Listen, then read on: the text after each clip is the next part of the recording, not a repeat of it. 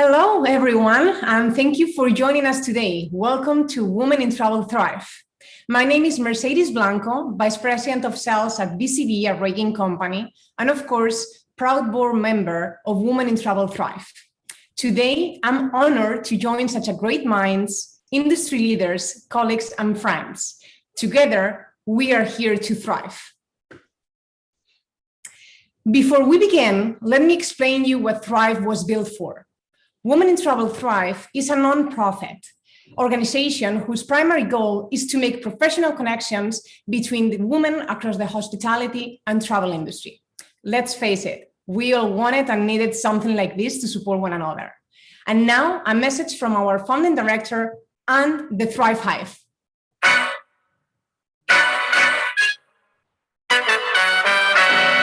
Hi, my name is Sylvia Camarota, Senior Director with Expedia Group, and also a Chair and Founder of Women in Travel Thrive. Welcome to our second day of impact. Thrive is a movement. It's an all-inclusive community for all of us that are passionate about travel and its force for good. I leave you with thought of my gratitude for the many volunteers, the Thrive Hive that made this week and all the resources available possible for you. I know you will enjoy these events, and you will in turn pay it forward with passion.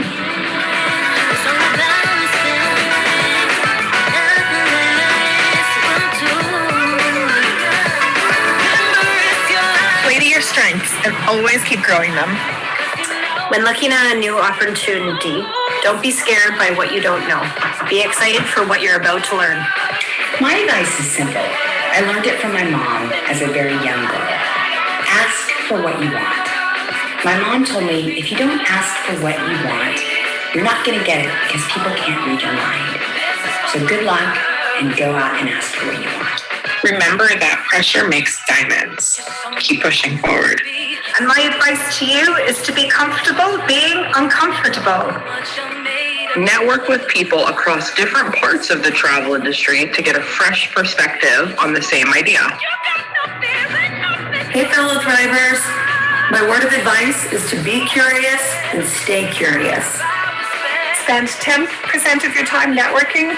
It's so critical to make connections. Don't be afraid to put yourself out there. One day you'll wake up and realize there's no more time left to do the things that you want to do. Do them now. My advice, stay curious, embrace the change, and never be afraid to ask for help. Don't wait until you feel 100% ready to apply for that next job. Most men won't. Say yes to the things that scare you the most. So my advice is to nurture your network. Stay in touch with your industry colleagues. Find out how you can help them. You'll be surprised how this can also open doors and opportunities for you. True worth is a measure in comparison to others. Identify your priorities and make them your driving force. My advice, persistence. Ladies like soldiers, we stand up. Remember when Tupac told us keep our head up. And even when the times get rough, we get up. Treat your life like a stage, you got hand to stand up. Pass the mic, ladies come.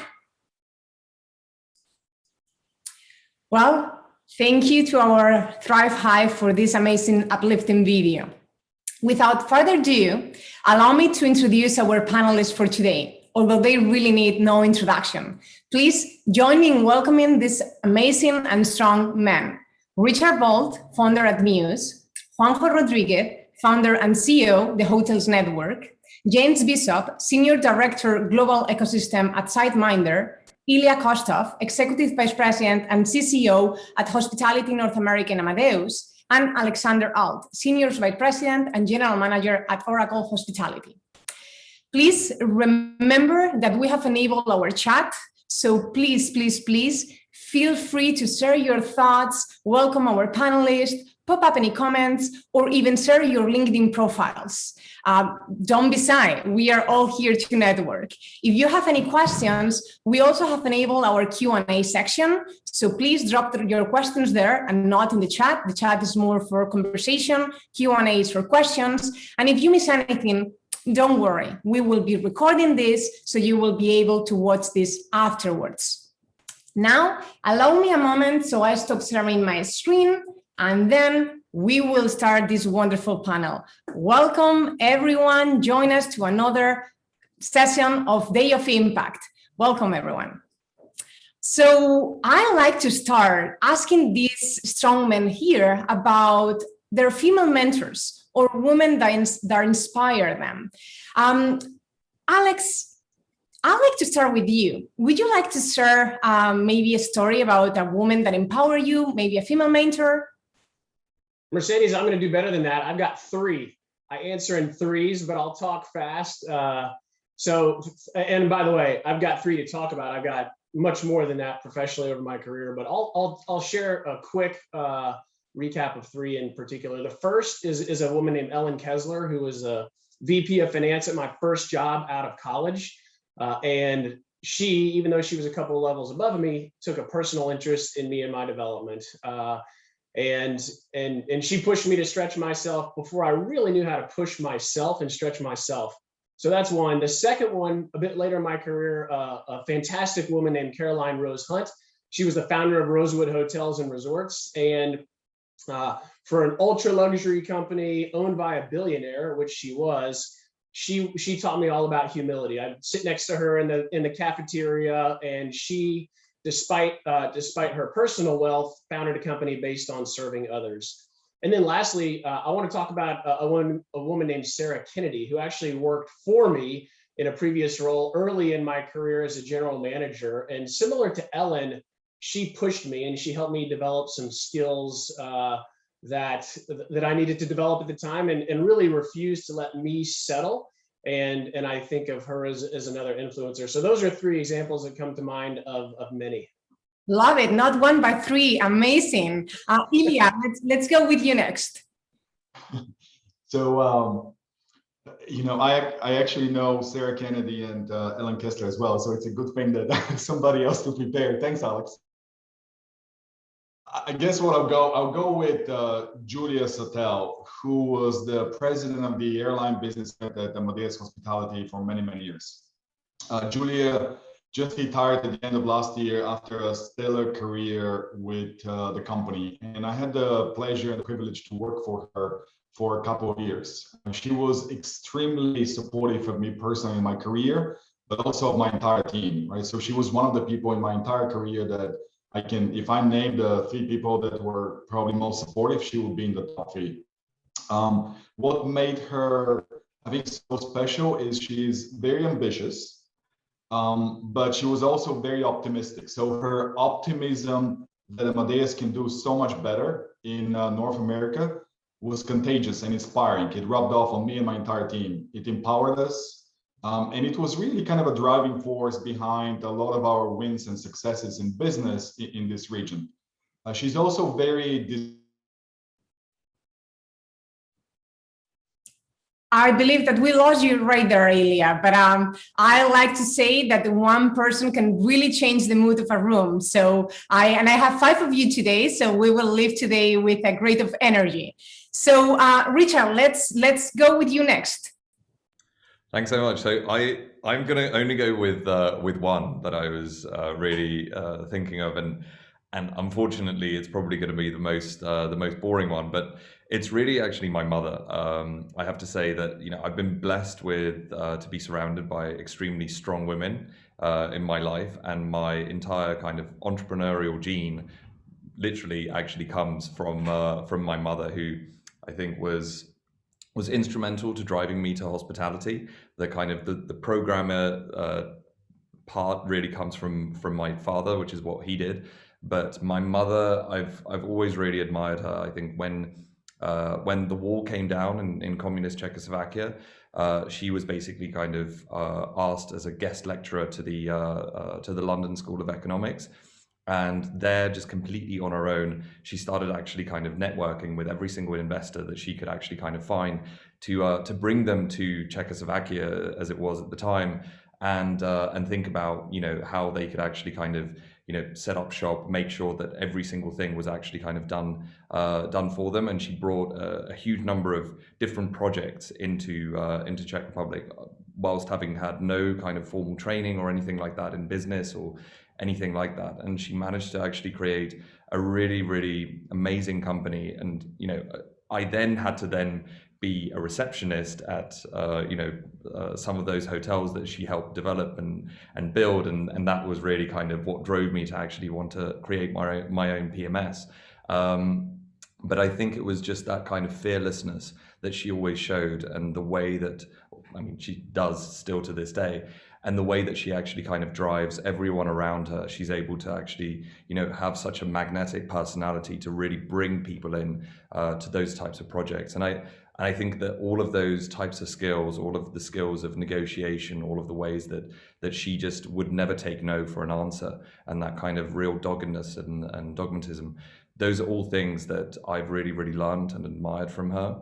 I'm blessed also to, in both my personal life, whether it's my wife, who is a fantastic chief business officer as a global company, but also, for example, within news, I'm very, very happy to say that that out of 9 people that we have on our leadership team, 4 of those are women, and the straight white men only constitute 3 of those parts. So I think that that's one of the things that I'm really, really proud of, and I'm very, very happy that I think that we try within Muse itself to really kind of have a good balance, and I think that that's really important within tech companies, to actually have that type of representation basically at the highest levels. And you do, so thank you for that. And before we continue, allow me just to say something to the audience, because I know that Richard, actually, between you and I lately, we've been commenting a lot of posts on LinkedIn of why this panel was composed by men. Let me clarify that we, as Women in Travel Thrive, are leading a lot of panels led by wonderful women, but we wanted to change something, because we cannot only be women talking about women and to women. We wanted to invite allies, and the 5 of you really become real allies to the travel and hospitality industry when it comes to support women. So thank you for that. And I also loved seeing you mentioning your mom, because we all have that influence in our lives. So thank you. Juanjo, what about you? Any good female influence in your life? Oh, Juanjo, you're mute. Thanks. So I think it's a what question, because it made me have to think back. And I became an entrepreneur quite early. So I only worked for someone else for 3 years. And all of my bosses were men at that point. So I didn't really have much of an interaction. And when I became an entrepreneur, what happened to me is that I was running a marketing agency. Before I did the hotels network, I was running a marketing agency for quite some years. And my 2 main partners were women. And actually, when I decided to move to start this project, they became my partners, and they run the company now as co-CEOs. So from that perspective, I have a great experience in the sense that not so much as mentors, but as equals running the company together. And then the other element is that, I don't know if I share this, maybe some of you know, but my wife and I work together in the company. And we've been working together for the last 15 years. So I empathize with Richard, because we work together. My wife, Laura, is the head of client success at the Hotels Network. And that's something I saw in my family too. My parents work together. They had a family construction company for 34 years. So for me, it's natural. That's a normal thing to do. When I explain this story, most people say, you guys are crazy, I would never, ever work with my partner. So it's interesting how, and I think we connect with the discussion about role models in the future, also later in the panel, that what you see growing up has a huge influence on what you think is normal. And therefore, that the set of things that you consider for you to do depends on what you are seeing. And connecting also to what women were going through back in the day. My mother graduated from college as a technical architect at 19. And they were 2 women in a class of 200. So I think that if you see that in the perspective, I think we are making a lot of progress. There's still a lot of things to be done, but it's clearly on the right path. Thank you. James, you are last but not least. Any female mentors or influencers in your life? Yeah, absolutely. And just to, again, I guess, reiterate what Juanjo said, this question really was great for me because it gave me an opportunity to really reflect back in my career, in my life, and see, and really kind of answer that question for me, like who were the great female mentors in my career and who's maybe influenced me the most. And there has been a number of them, and unlike Richard, I certainly can't, I can't say my mother. I came from a family where, mum was a part-time nurse and my dad was out there and traveling and working and everything else. So it wasn't really until I got into my professional career that I was, I was actually very lucky. So my first role really in hospitality, when I went in as a trainee manager, my first manager was a female, just Suzanne, who is the food and beverage manager.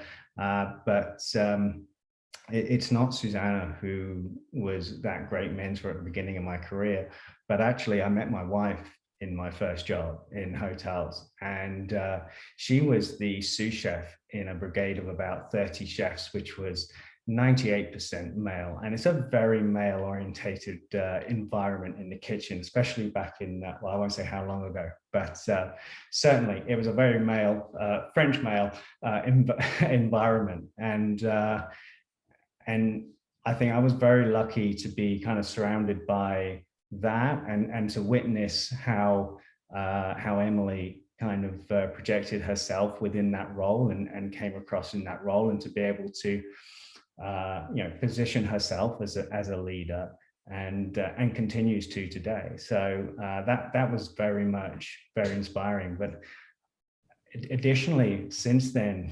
the people I've hired, and without singling out people, many of them in leadership roles, I've always been able to learn a lot from those female leaders in terms of how they're approaching situations versus how I might or other colleagues, and I always try and take in a bit of that through my career, and just try and keep a balance within my own approach when working with team members or other leaders.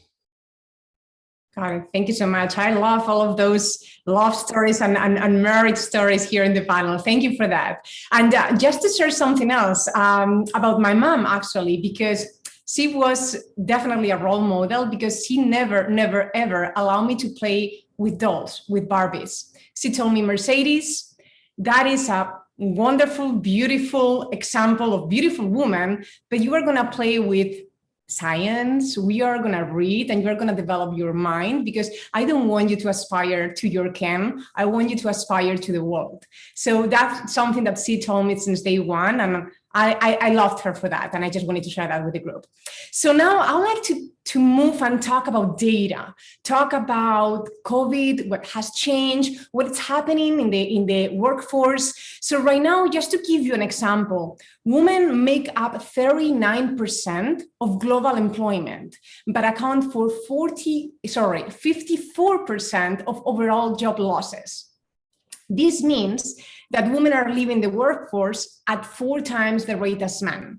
One of the reasons being the burden of parenting, which often describes the career sacrifices that women feel pressure to make. Ilya, how do you see this changing? Thank you for the question. And just a warning, I seems to be having some technical difficulties. So if I drop off, I'm going to try and reconnect in a different way altogether. It's also a good reminder as to why we need to travel and meet people face to face.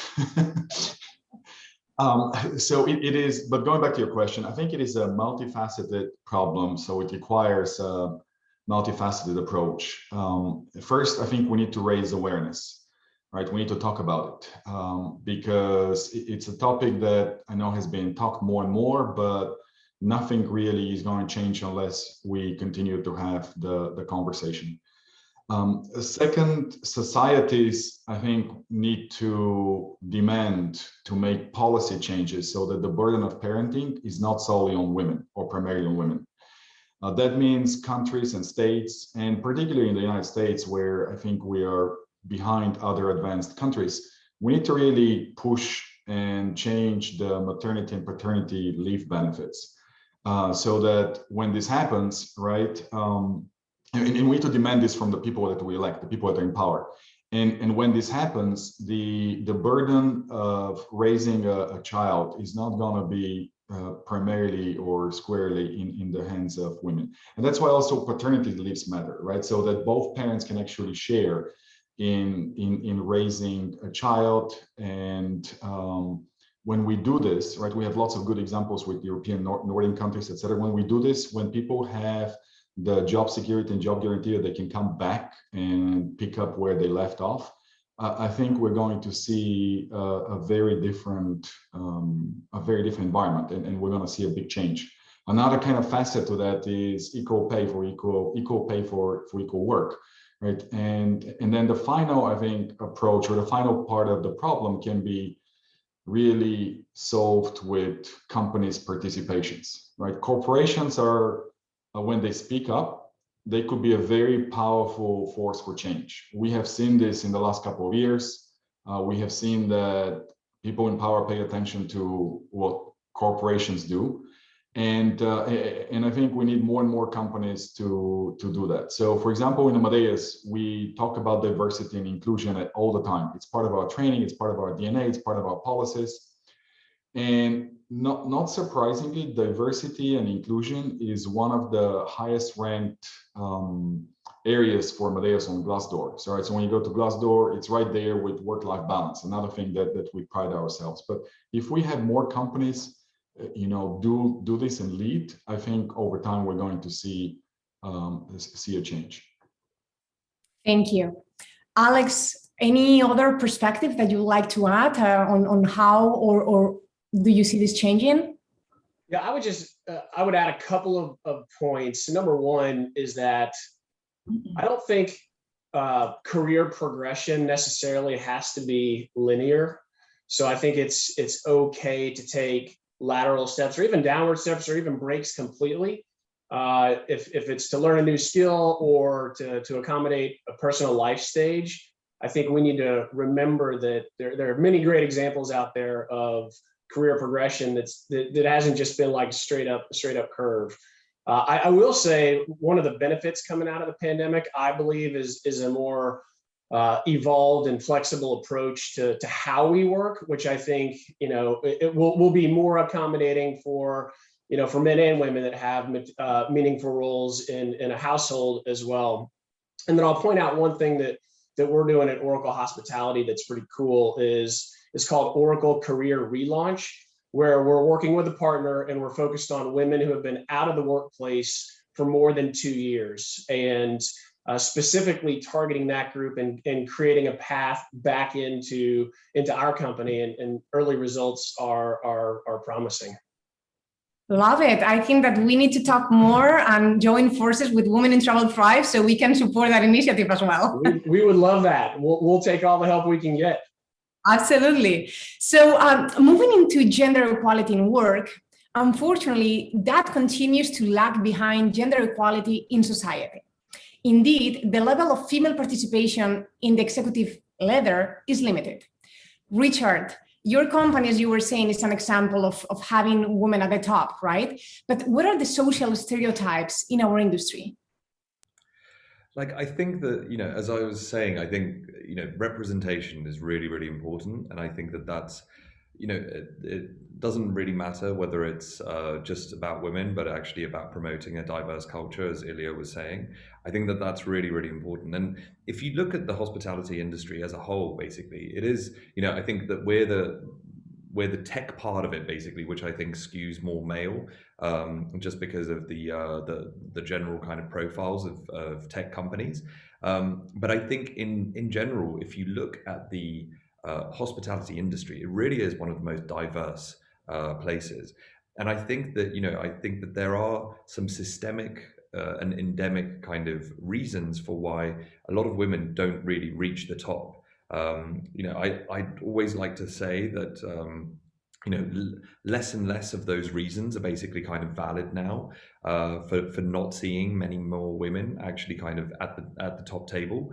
But I think it's important for us as leaders and as men to actually kind of recognize the fact that we need to be doing a lot better when it's actually kind of thinking about making sure that our the way that we talk about things, the way that we actually, will talk to our the women that work with us, to give them, for example, even a good example of what will happen on maternity leave. How will our company actually kind of not force you back to employment and things like that? And I know that, from a European perspective, there's a lot of things that are kind of in place, but I think it always helps and is much better when you can actually kind of point to real examples. So from my own experience, for example, it's I have 2 children at home, and when my wife was pregnant with our first daughter, she really kind of struggled to a certain extent, because she was the first person in her company to ever go on maternity leave, because a lot of women had kind of self-selected themselves out by that point. And it was this kind of a really, really great moment, actually, for the women to kind of take that step.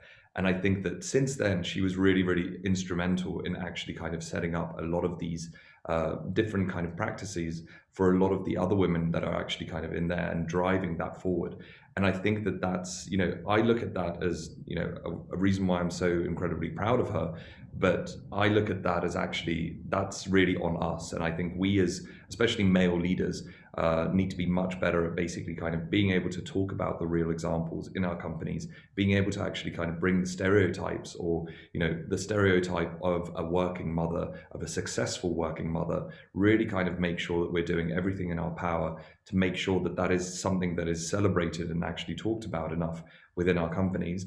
And then what we're doing is actually fostering the right type of environment that really actually kind of has this safety and security at its core. And I think that that's, it doesn't really matter if it's, an established corporate or, for example, a fast-moving startup like us.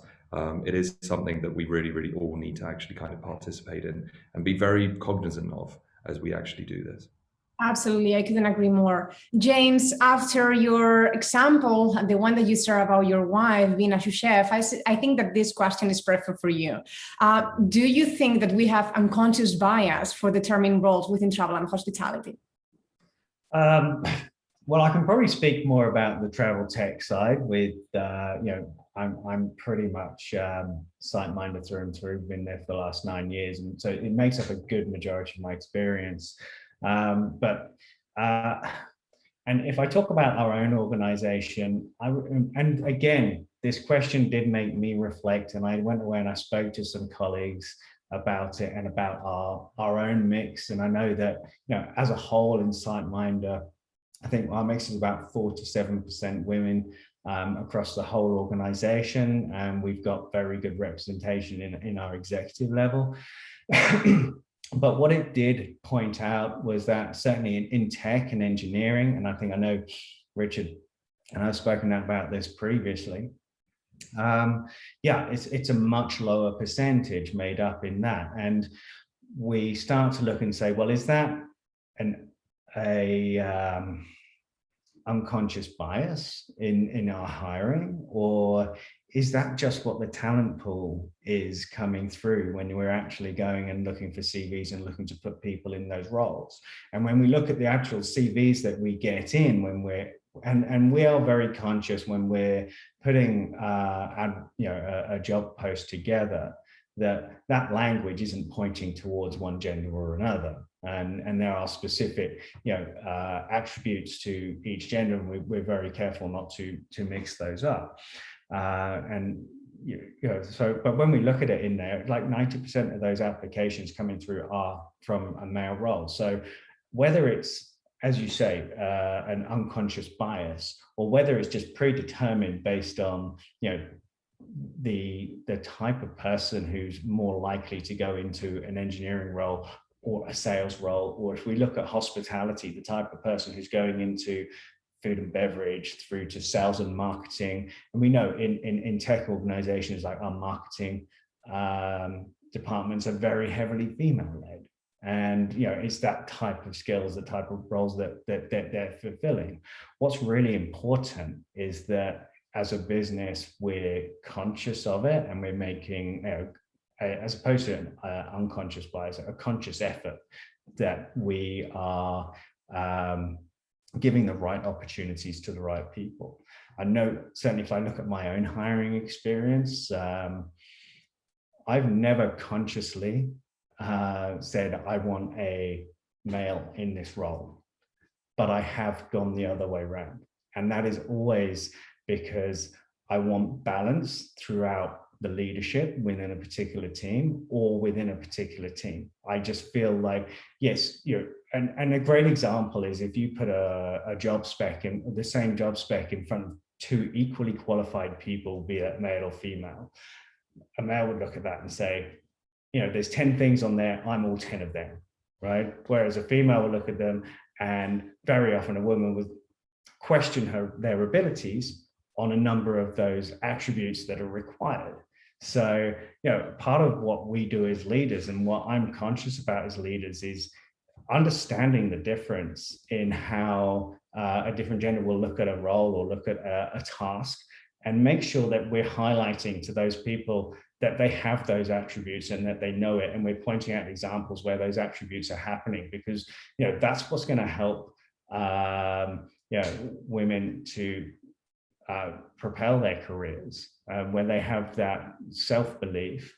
I think everybody needs self-belief. I believe that, trying not to be too general about it, males tend to have a little too much self-belief, and certainly it's the other way around for women. So as leaders, I think we're in a position where we need to try and create that balance and make sure that we're letting people understand their own attributes and how they are valued within a business and how they would be valued in another business should they look to progress their career.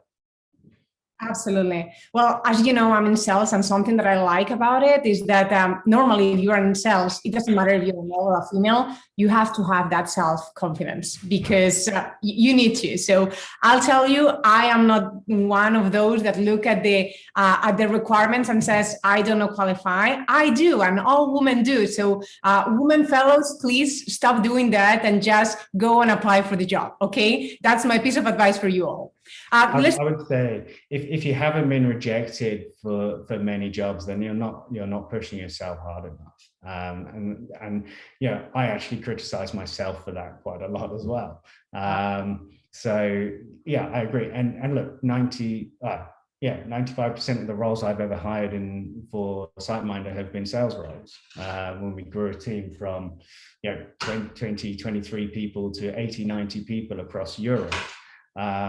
Literally my role was hiring, and this is the experience I look on when you make me reflect and I look back and like, well, why have I hired that person for that role? When I look at it, and I do specifically remember why, and when I'm hiring specific roles, knowing that I've never said, we definitely need a man in that job, but I've definitely gone the other way around just to make sure that we're getting the different attributes in and that right balance.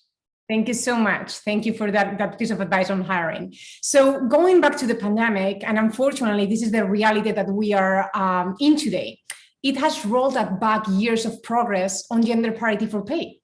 The World Economic Forum stated that at the current pace, it will take us, wait for it, 135 years for men and women to achieve parity. That's crazy.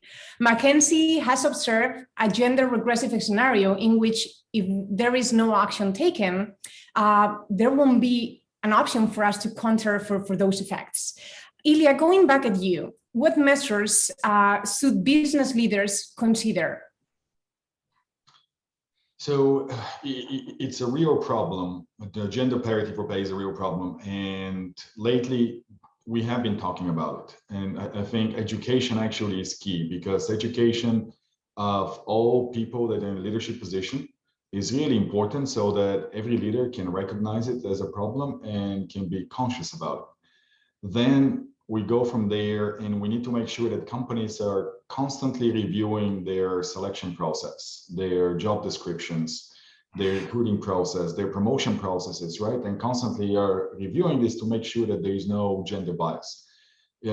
Companies also, a lot of companies like ours, for example, we we benchmark pay for different people in different positions to make sure that people are well paid, and it's part of our talent retention process, et cetera, et cetera. As part of this, companies need to make sure that they review for gender bias as well, right? And I think it's a big step in the process.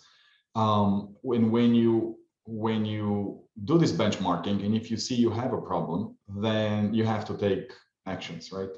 You have to correct it, despite the fact that it may not be in your budget, it may not be the right time because of pandemic, et cetera, et cetera. We have to do what's right, and we have to, if we see, and when we see this kind of problem, we have to correct it.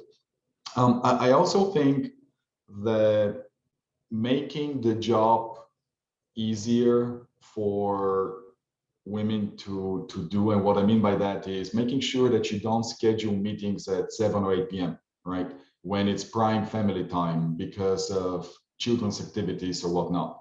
Making sure you don't schedule meetings during those kind of prime family time. That's important. That's something that I personally always am very conscious of, to make sure that all my team members always have their family time, their evenings, their weekends for themselves. And it's going to take more time, I'm sure.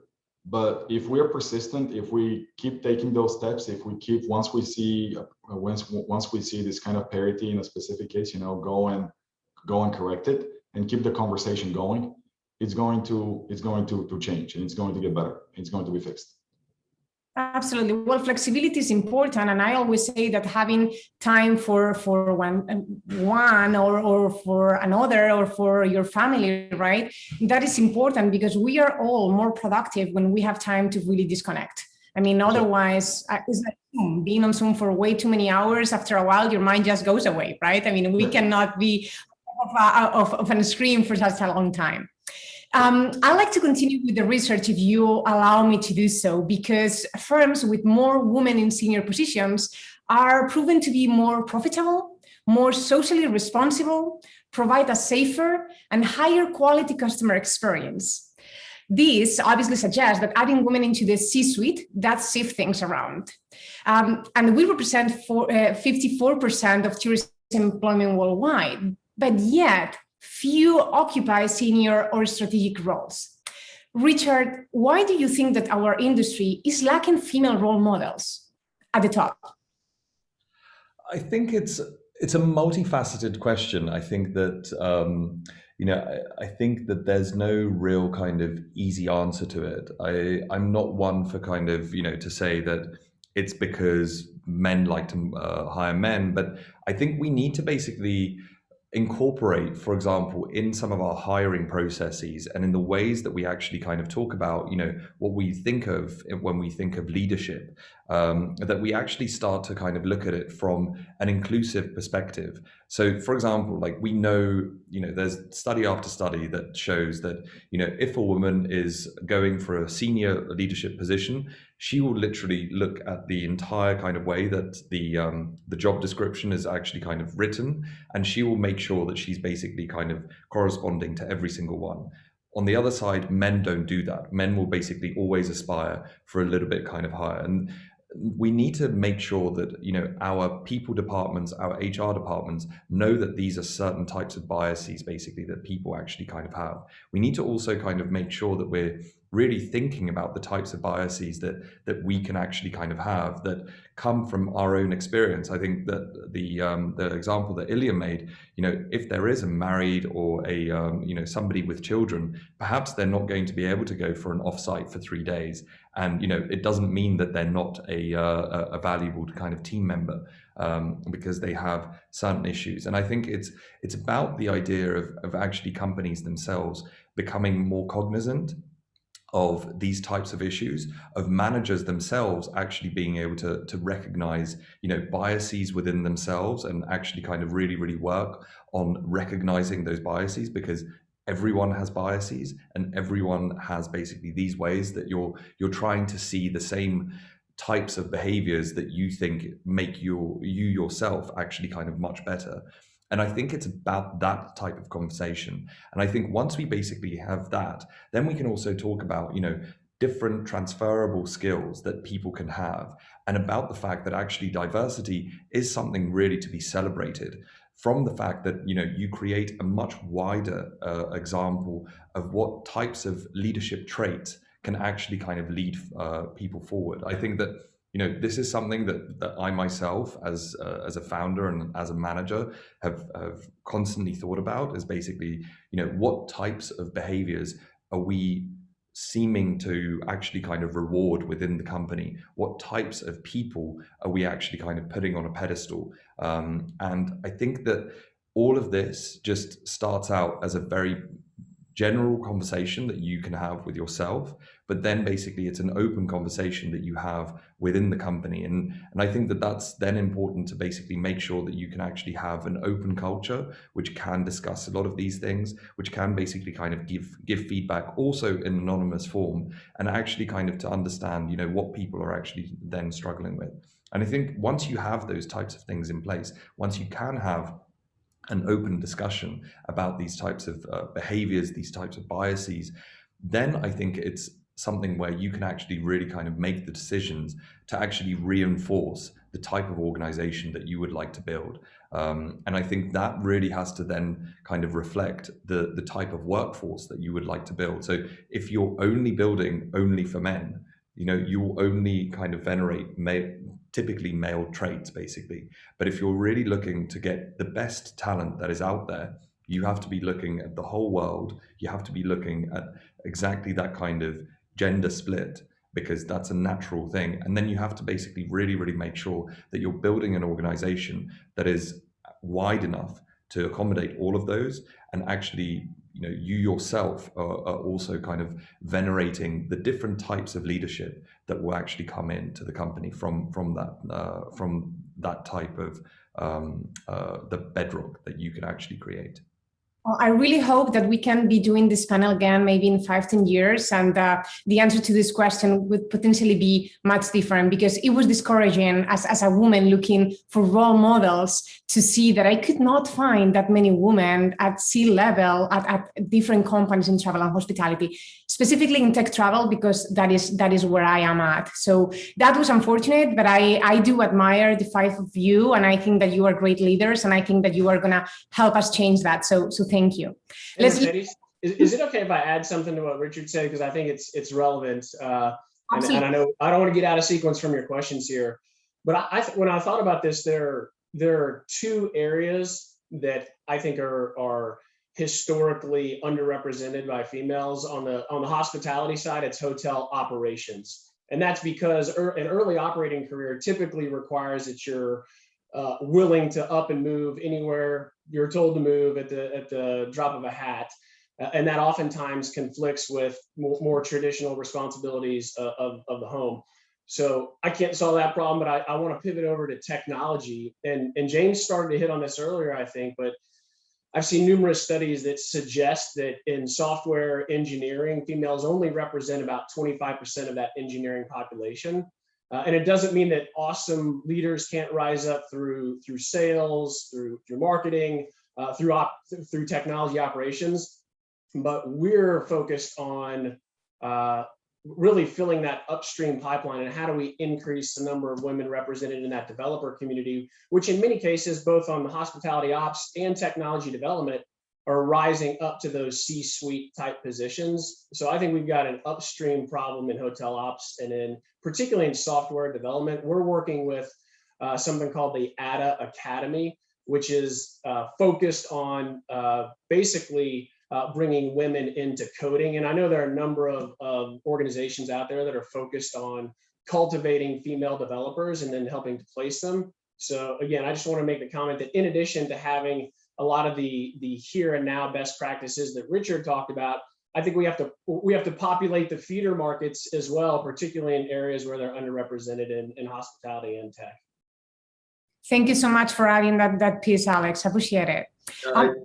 If I can, I just want to actually kind of say just one thing to that as well, because I think that the one area where really I find that women are actually kind of trailblazing in the technology aspect as well is there was a fantastic VP of engineering at Etsy that created a what is now basically a kind of a standard for most developers, actually, in terms of thinking about their competencies and how they can basically rise through organizations.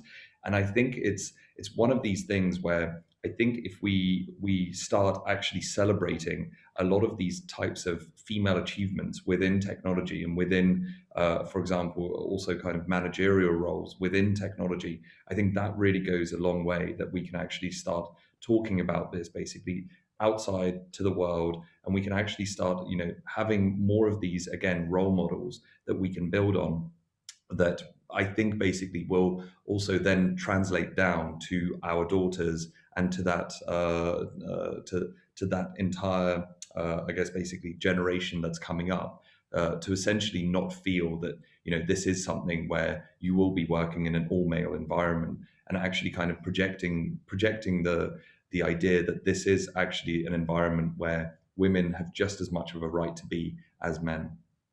Well, I mean, for those with kids, I think that you would be with me when I say that I love that shift in Hollywood featuring women leaders, like all of those change in Disney movies and even Star Wars. I mean, that is empowering and educating that new generation. So thank you, Disney, for that. Juanjo, I haven't forgotten about you.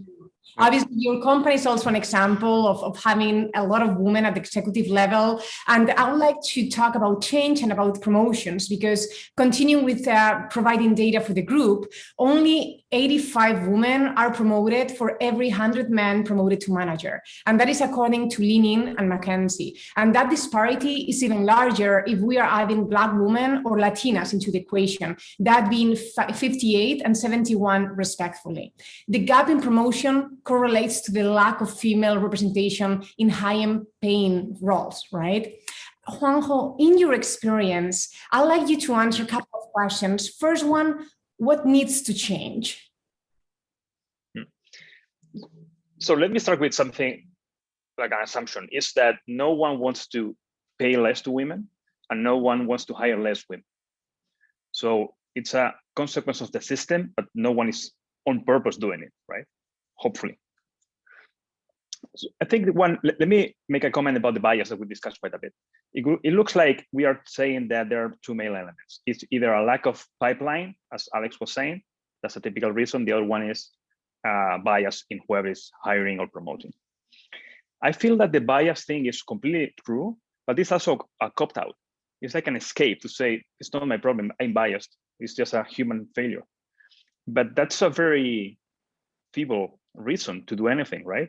As a leader, CEO, founder, whatever, if it's like you are saying, I'm bad at finance, therefore my company has bad finances. That's just pretty stupid. No one would accept that.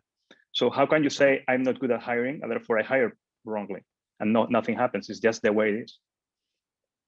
My point being, the leader is responsible for everything that happens. If you have a bias, you have to correct your own bias. You cannot say almost every other male has it, and therefore I'm not in a hurry to solve it. And from that perspective, I think that when we tell women step up, that's a bit of a cop-out too, because you put the responsibility on them to do something different, to become more like men. I'm not sure that's a sustainable strategy, because some people would do it, but to do so that all of the women become better at those elements that men naturally have is a very hard thing to do. I'm not sure it's even desirable. So my approach would be that the company has to be more proactive. So many of the things we are saying is because since women don't start the process, either because they don't apply to roles, they don't ask for proper pay, they don't ask for a promotion, a smaller percentage of them actually get that. If all of those processes are started by the company, automatically that disappears. So the point is that the companies need to be much more proactive and specific on how they go to present those things to the team, so that the initial conditions don't matter that much. And I think, in my perspective, we are almost exactly 50-50 in the team and almost exactly 50-50 in the executive team. But none of that is on purpose. We didn't want to hire more women. It just happened that it was so because of the value. So I think if you do it proactively, it will happen with the current pipeline of talent in the markets. It is true that as Alex and you guys were pointing out, it's not the same for every role. In tech, it's just harder. In, let's say, customer service, it's easier. And probably not the same way that not everyone is as good at sports. Maybe some things that you learn in your career are better for some positions, but that's like a condition of the past.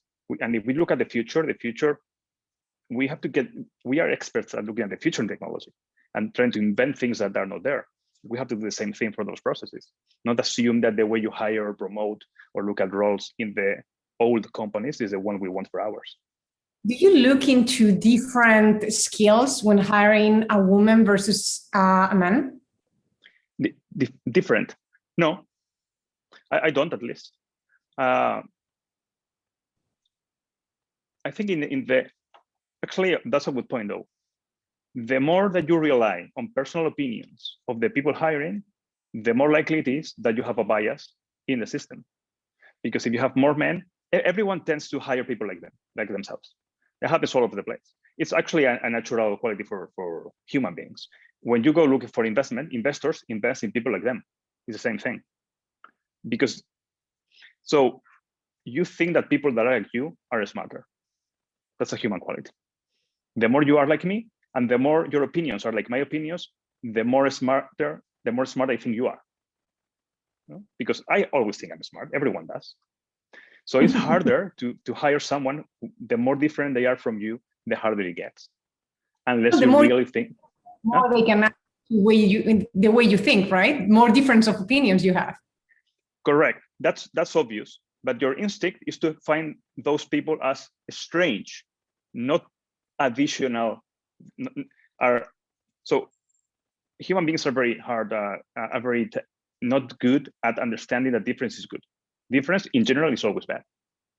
So it has to be a very conscious process to say, no, I'm going to hire someone that I don't totally understand because I want that diversity in my thinking process. That's a very good point. Mm-hmm. So this is a very interesting topic, and obviously we are almost on time. We only have 7 minutes left, and I do want to cover one last question for all of you. So I'm going to ask you all to at least answer that one, and please only use 1 minute top, because I would like to see if there is any question from the audience. Okay, so the last question or the last thing that I want to ask from you is professional advice.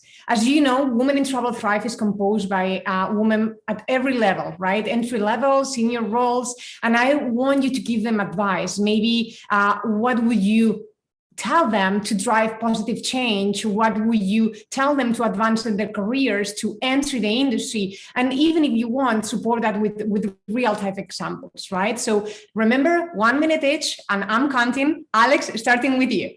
All right, so I'll confess, because we knew this question was coming, I consulted 2 exceptional female leaders, one, Laura Kalin, who's one of my lady direct reports, and then my wife, who's also a very accomplished executive. So I'll skip like advice that I would give anyone professionally, no matter what, and stick to 3 pieces of advice. First is get P&L experience. And be careful not to stay in a given function your entire career. Whether we like it or not, finance is the language of business, and I think it's critical. I would advise you to get P&L experience. Secondly, it's been said in many ways here. Lean in. There's a book about it. You referenced Mercedes. Take on more than you think you're qualified for, and it's okay to learn on the job. And that's the real message here. And then last, and certainly most important for me professionally, and I think my wife would echo this, is if you're going to choose a life partner, you have to make sure that partner is supportive, because it is a team effort. And if you're going to have 2 working professionals in the home, you've got to be in each other's corner. You got to be willing to make trade-offs. So those would be my piece of advice. Hopefully I made the 1 minute mark. Thank you. You did indeed. And I love that P&L experience, because that is true. That is the universal language of business. Ilya, you're on mute. That usually helps. Thank you. I think Alex gave great piece of advice. I think I would add, play to your strengths. Panelist after panelist talked about study after study, show that men would apply when they meet 60% of the qualifications, and women typically wait until they meet 100% of them. Don't do that, right? Play to your strengths. You're gonna learn a lot on the job, and go out there, stretch yourself, even if it, even if it seems, even if you have some insecurity about it. But again, play to your strengths, be yourself, and you'll be successful. Be true to yourself. I mean, I love that sentence itself. James. Thanks. Yeah, and look, I'll definitely keep this quick because I feel there's a lot of repetition here, potential for repetition across us all, because already agreeing with what Ian and Alex said, but one of the key things I would say in terms of progressing your career is don't just necessarily pick the role, but pick the company that you're going for. Have a look at their policies. How much do they understand the diversity themselves? If I look again at our own organization, we've got an employee resource group purely for women at work, and those sorts of things that make sure that you're going to be really comfortable and feel like you're going to be well looked after within that organization as well.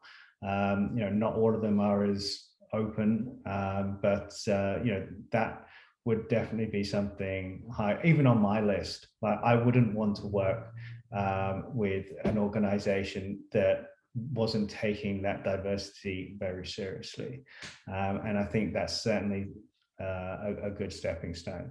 And that's pretty much it. The other pieces are covered. Company culture is definitely important, and I will say even one additional piece, if you allow me, James, it is to look or to at least research on your boss, who that person is, because that's the person that is gonna decide on your future. And I personally like to work and be part of a company where I admire my peers, people that work underneath me as part of my team, and of course the people that is above me. I mean, I think companies are built with human talent, and we all want to make sure that human talent that is going to be working or managing us is going to show us how to improve our skills and keep progressing, right? Juanjo? So just to, as James said, just to add on top of, because many of things are, not to repeat ourselves, I would say first, don't stay only on women roles, on the ones that women are supposed to do better, because then you put yourself into a corner, and it's harder to move from there if you are associated with the typical roles that women are supposed to perform better, like in service or marketing, etc. So, and therefore I think it's good play with your strengths, but don't be limited by them, thinking that your strengths only are able or powerful for a small part of the potential roles. And then the other one, and it's like, don't try and be like men, be different, because it's hard to beat anyone at their exact way of doing things. Why don't you try to exploit how you are different and therefore better in other areas? So you don't beat Coca-Cola by becoming another Coca-Cola. You beat Coke by being Pepsi. If Coke is red, you are blue. So the goal is not to learn the skills of men, and because you will probably never do that as well as men do. You have to try to convince everyone that you would get more value by being different, not by being almost as good version. Being different, I love that. Richard? So I unfortunately, everyone else has basically said much smarter things than me. So I have the last place through which I can say. But I think actually maybe slightly in contrast to Juanjo's point, I generally hate thinking about how I would actually when I was thinking about this answer, and like Alex, I consulted my wife on it. I probably wouldn't give any different advice to a woman than I would to a man. I think what is really, really important, what has really helped me, for example, is actually, being able to fixate and look at other role models that you would like to actually kind of be like, and then also just having the courage to reach out to them. I think in my experience, founding a company, doing all of these things, I would not be able to get to where we are today without just being completely kind of, shameless about going and reaching out to those people who I admire, who I think can actually teach me something, who I think can kind of give me and provide context for the next thing that I'm going to do. And again, that's why representation again matters.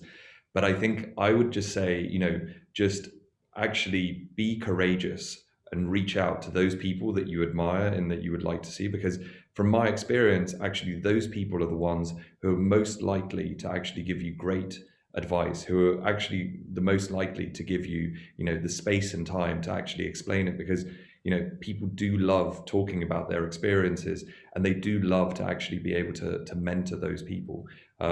So I think that, and then the second thing that I would then say is, participate in groups like this. Make sure that you always feel that you're part of a community.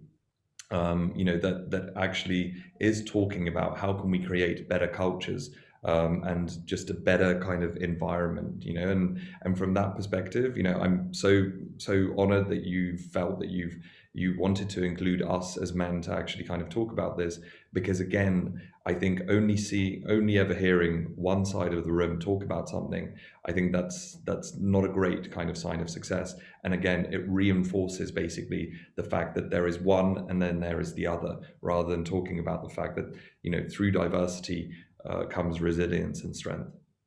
Thank you so much. And thank you all for being with us here today. Unfortunately, I just checked and there were no questions in the Q&A section, so I'm going to skip that since we are on time already. There were some questions on the chat, so for those, I would encourage you to follow Richard's advice and reach out directly for any questions that were left unanswered. So thank you all. I just want to share a couple of slides about Thrive, so you could see what happens next. One is that I hope that you all enjoy this event and benefited from these valuable insights. Today was only possible by our volunteers, so thank you all, Thrive High, for being there, volunteering your time for the cause. Please don't stop there. Thrive is very excited to share that thank you to our sponsors and of course the independent donations. We are now able to open the empowerment bundles to women in travel who are in need to re-enter the industry or looking to grow their career within. Alex, I won't forget, I will reach out afterwards. If you are looking or know someone that would benefit from being the recipient, please let them know. You can apply, they can apply on the website. We will announce them in July. Then another good news is that Thrive Match Networking is here to stay, and it is for free. So this is a quick sign up through the website, and it is available to women, allies, and anyone interested in networking in our industry. So do join us. And lastly, we are thrilled to recognize our sponsors and partners. Many thanks to all of the above that are supporting our cause. Highgate, Vindo, Hyatt, Winit, Florida Atlantic University, HSMAI, Flip2, Post and Communications, J Public Relations, and AAHOA. Thank you all for supporting us and pay it forward. Just being involved. As mentioned, there are various ways to join us, volunteer with us. We welcome always new talent, new people. Reach out with any questions, and thank you all again. Thank you to our panelists. I think this event was wonderful. My apologies, because I know that we were 5 minutes, not five, actually 3.5 beyond our time today. But thank you all. Thank you, Richard, James, Juanjo, Alex, and Ilya. It's been a pleasure. I feel honored to be here with you, and I hope that you continue to support women in travel. Thank you, Mercedes. Awesome. Thanks, Thank you, everybody. Bye. Thanks so much. Thanks. Bye-bye. Bye.